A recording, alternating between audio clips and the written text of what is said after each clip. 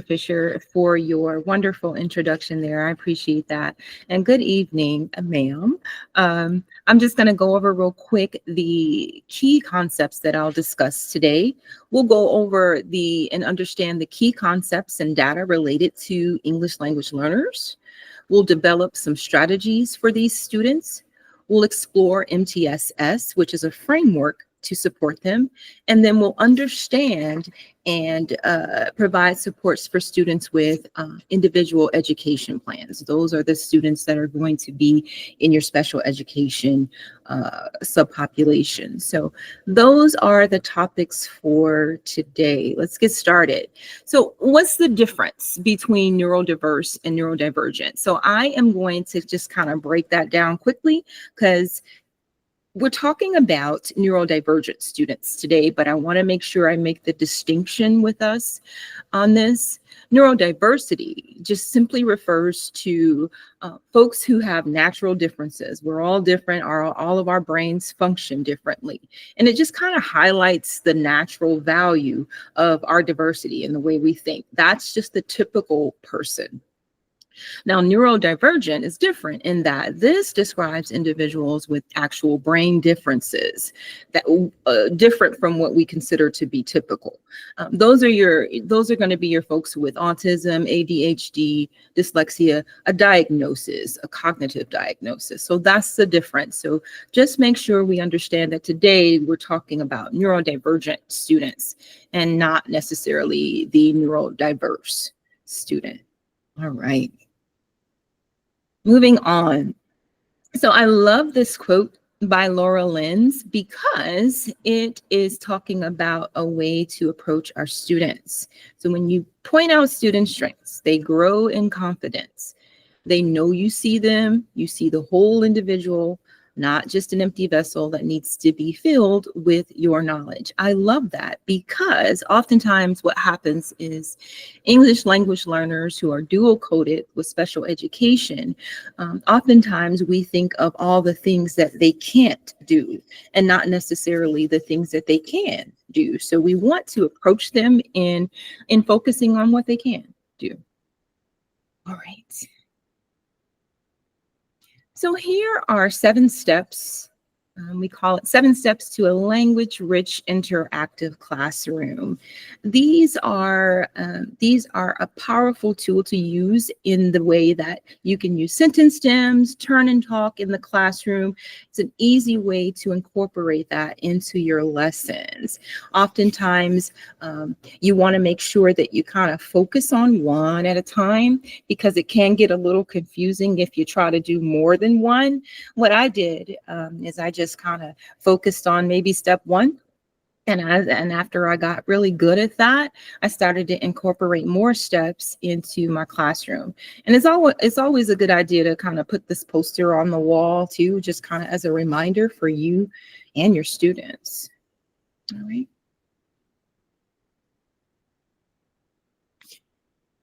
Oops. Sorry about that.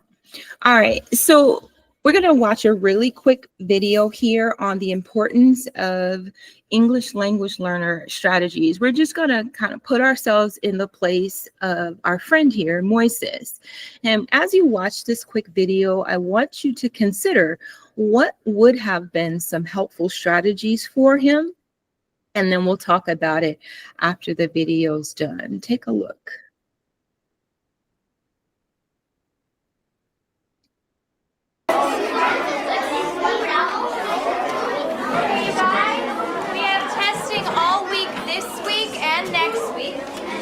Going to be hard, but that's all right because we're going to try really hard. Isn't that right, Cameron? Yes, Ms. Peters. Okay, great. Everyone listen up. So we're going to want to work all we get from the answer, the information in the story, okay? We're going to go ahead and test, factual test, and try this actus test. Test your test. Open up. So we're going to page, you go to B. First on page 3. ¿Qué dijo? ¿A poco va a empezar el examen? No, es una práctica.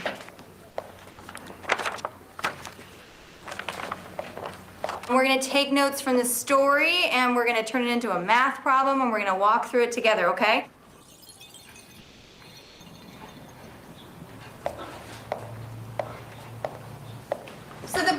ran 3 blocks.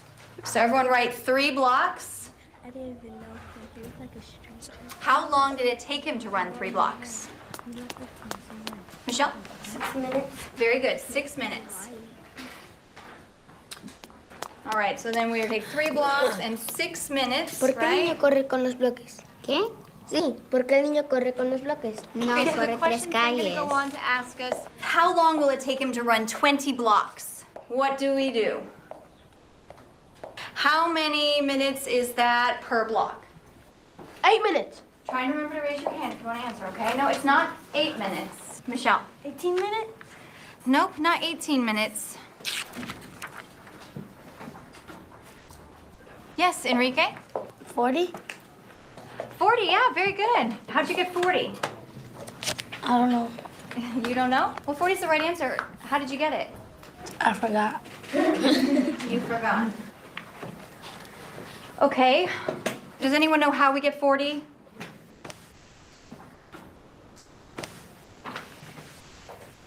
Yes, Moises.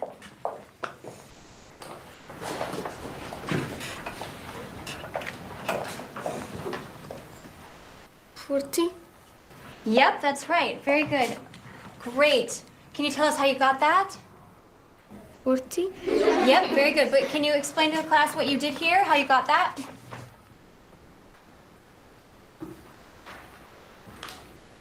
40? Okay, all right, you guys, settle down. That is so dumb. Joe, do you want to lose your recess? No. Okay, then.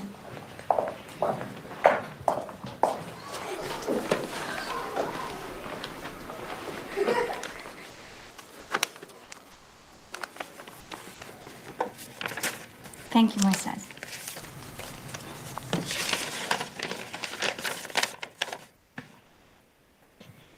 Can you help me, please?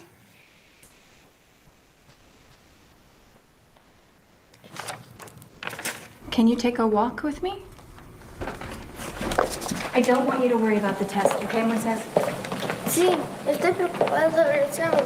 La directora Rosa dijo que todavía tenemos que hacer. Just try your best, okay? Do you understand? Not importante. Sí, sí es importante.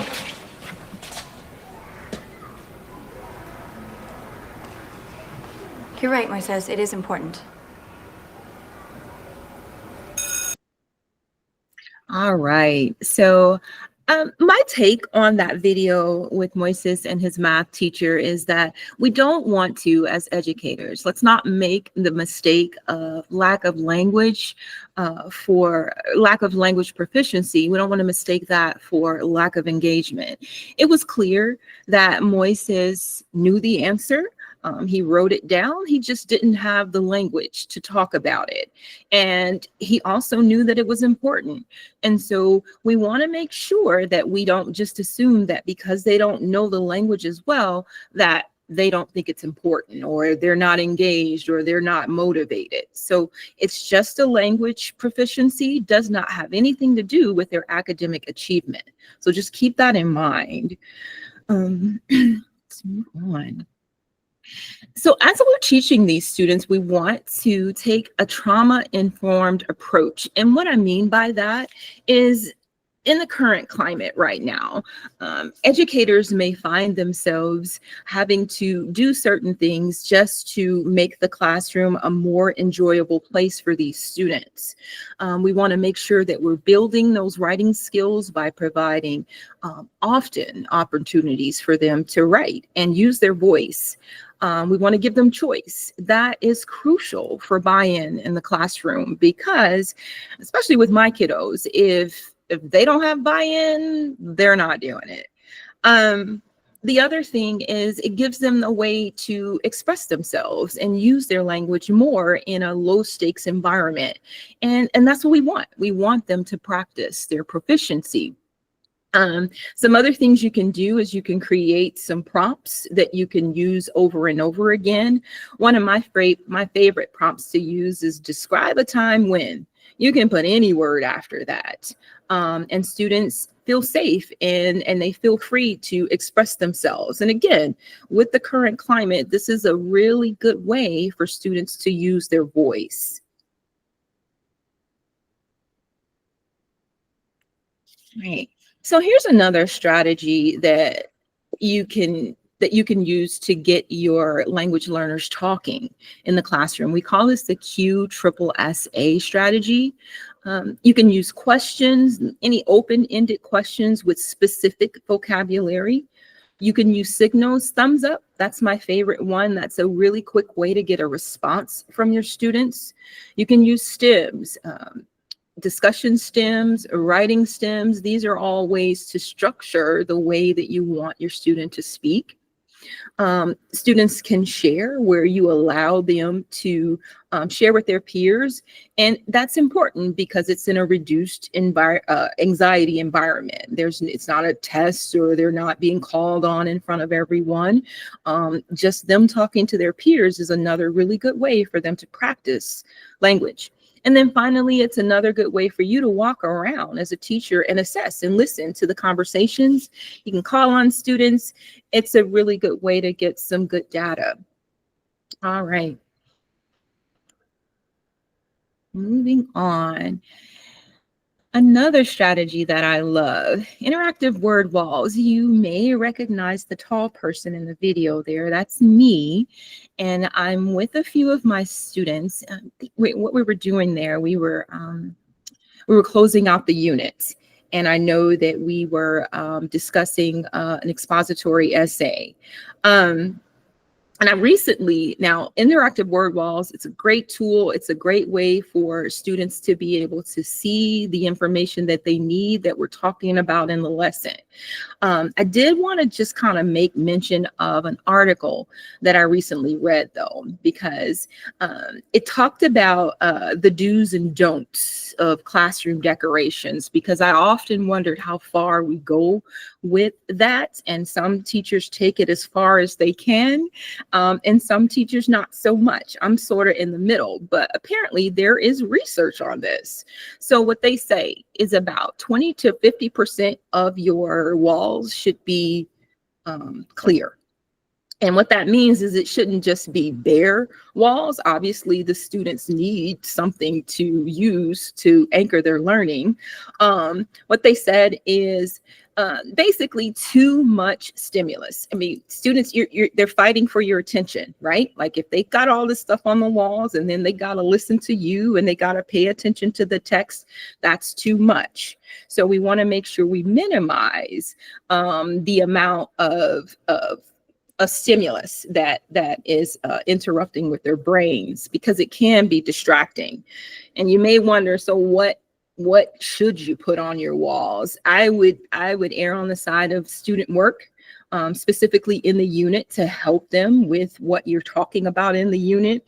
You can put inspiring quotes, role models, things like that are really important for kiddos in the classroom. And they said it provides better results for students. And then other visual aids like anchor charts, maps, things of that nature, but you definitely want to minimize it. All right. All right, so let's watch another video here, and this one's short as well, but what I want you to focus on here is that this video explains why it's so necessary to level the playing field. They're going to talk about how it's important to differentiate instruction, and it's also going to talk about how important it is to build that confidence within our students, because that's really one of the best ways to connect with these ELLs who are also in special education. Take a look. Teaching for English language learners is good teaching for everybody. It is definitely about building their literacy skills, but also their confidence. I have a range of students from beginners to high intermediate students. So I use the inductive strategy because it can meet the needs of everyone. Yes, making connections, because she said the word remember.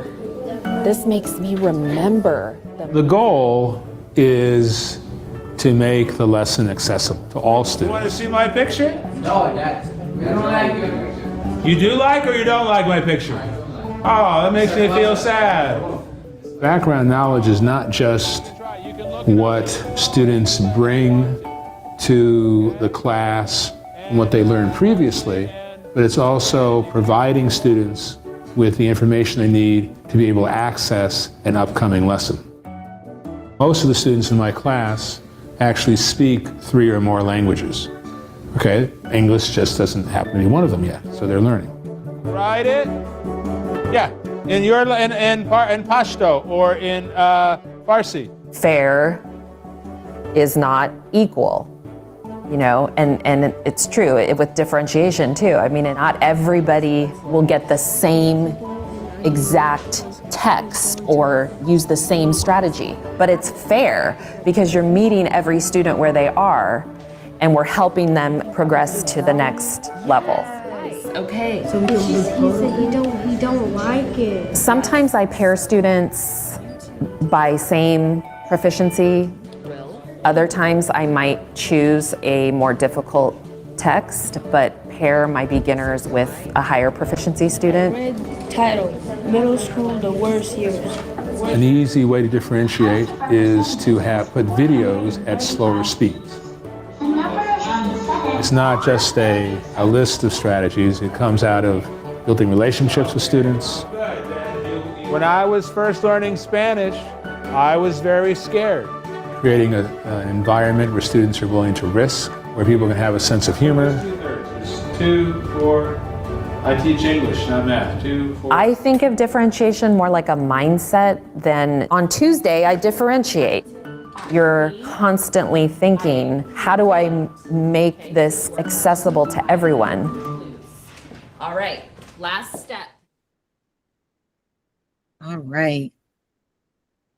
Let's move on. So some of our students require language supports along with academic and behavior supports. And that's what I've been kind of talking about thus far. I'm talking about those students who have language language deficit, and they also have cognitive impairment. So these are the students we're targeting. All right, let's look at some numbers about who these kids are. So 16% of language learners also have a disability, but all of these students require an education plan. That's a lot of students. So as you can see, that's a great deal of students needing our support. This is a breakdown of by state of English language learners with IEPs. And as you kind of look over the map here, you can see that states that are darker in color, New Mexico, Wyoming, Illinois, New York, those states have those higher numbers. They're greater than 20%, so they're higher than the average. All right. And this shows a growing need for support of these students in the classroom. And I can say that I live in Texas, and I can tell you that by far ELLs are the largest subpopulation that we have here on this campus. So who are these students? They need support to learn English. We know that. They know or possibly may know other languages, and we call them multilingual learners, but we know that they need support specifically in English. They come from very diverse backgrounds, and we assess them with looking at 4 different strands. We look at reading, writing, speaking, and listening. And these ESL, they receive ESL and bilingual support, meaning that they have another teacher that supports them in their language proficiency. And the laws also ensure that they get an equitable education. Let's continue that. The students are mostly Spanish speakers in 45 states. So most of our language learners in the United States, their first language is going to be Spanish. But in 5 other states, it's different. So in Maine, it's Somali. In in Vermont, it's Nepali. But more importantly, the main thing I want us to pull from this slide is that nearly 60% of these language learners, their families, are low income. And that is an example of what we call disparate impact. And I will talk about that a little later in this presentation. And finally, as we talk about these students, we want to make sure that we understand that these scholars are in schools with peers who speak their same language, again, with high numbers of low-income students. That's that disparate impact that we keep seeing. The other challenges include unqualified teachers, inadequate resources, buildings that aren't up to par. And then in 2022, our most recent study, we found that 10 to, excuse me, high school students, grades 10 through 12, 5% of those dropped out of school. And so we want to make sure that we are providing the support that these students need.